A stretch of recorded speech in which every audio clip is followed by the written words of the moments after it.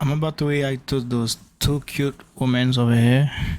Sharron talk about sex and the deal, travel solo in the Dominican Republic. They be like, you don't got nothing to do? Bitch, I work, nigga. Don't worry about me, sweetheart. Don't worry about me. All right, we're coming at you, and I have a question for Sharron. You're gonna make sure, by the way, this is just a little like teaser video. Make sure you go over to my video page and watch the entire interview with Sharron. Make sure.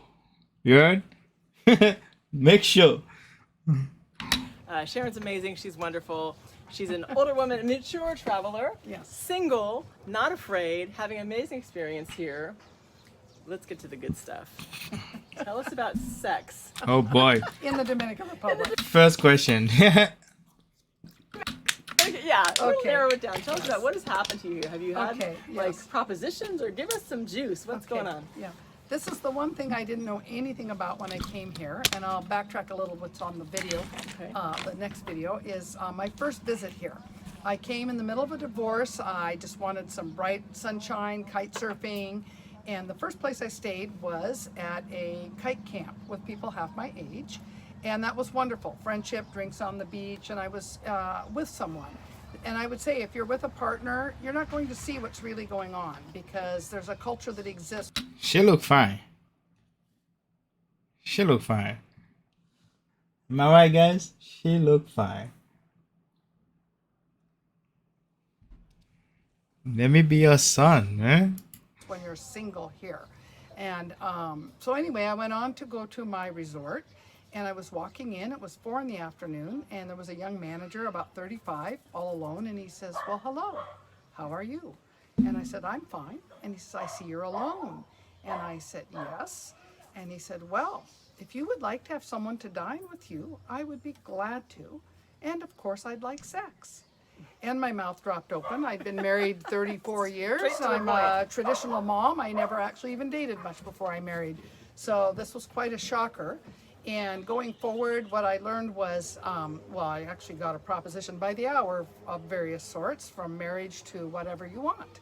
And I just didn't know this. I would hop a motor concho ride, and I would have the motor concho telling me he loves me. And The motor concho, just so you know, it's like a motor taxi. They call them conchos here, which is like a motorcycle taxi. Yeah. Oh, we have 50 that. pesos, it's $1 to go anywhere. We have that in my country.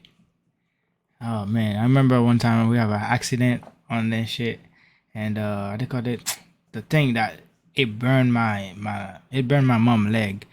They call it the one that the name is in my head. I'll let you know, man. Exactly, right. So you hop on, and yeah, every one of those has got their hand on my leg or on their heart and proposing. Why do you think they targeted? Why do you think they selected you? What do you think they believed about you that would make them? So I would tell you that in the Dominican, it's a very high prostitution area, and they do hold white people in esteem. It's true. And if you're single, that's why they targeted me. If you're a single female, and it doesn't matter how old I am, I had 19-year-olds proposition me. And of course, for me, I'm not choosing this path, so I learned to say no gracias. Yeah, yeah. And I have a great time. Yeah, here, the but, presumption is that if you are a foreigner, and as you mentioned, a white foreigner, or European, North American, Yes. what have you, they're assuming that you have money. And in most cases, people who come here do have money because you had to pay to Yes. get here, you're paying to live somewhere. You know, we're typically not living in the way that a lot of Dominicans live, which is very, very humbly. Right, You right. know, I mean, unless you're Yeah. just choosing to go way off the grid, most people, even if Yes. you're living in like a more kind of traditional type experience, you're still going to be paying much more than they would earn in a month or whatever. Right, right. And so that's typically what they're looking for. Right. And maybe they're just attracted to you. I don't know. I mean, you're lovely, Oh, thank so it you. could be, So- right? I don't know, but 19-year-old, I don't know. Yeah. One other comment about it was, I'm losing my thought here. That's okay. Gosh, carry on, because Okay. I had something to say about the Well, whole I also, you interaction. mentioned prostitution. I did Yes. a video you may have Oh. seen on prostitution a while back. It's gotten a lot of attention. Yes. Some people were not happy that I sort of exposed that, or maybe not exposed, but discussed that aspect of the country.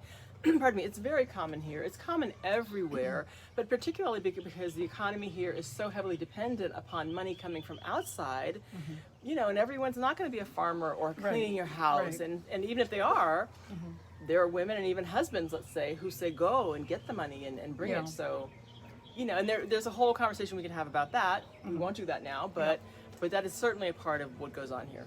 I was going to say just one other small comfort thing to say is once I found out what the situation was, that basically I looked like a target, I was embarrassed, and I thought it was my first visit, and I'm newly divorced.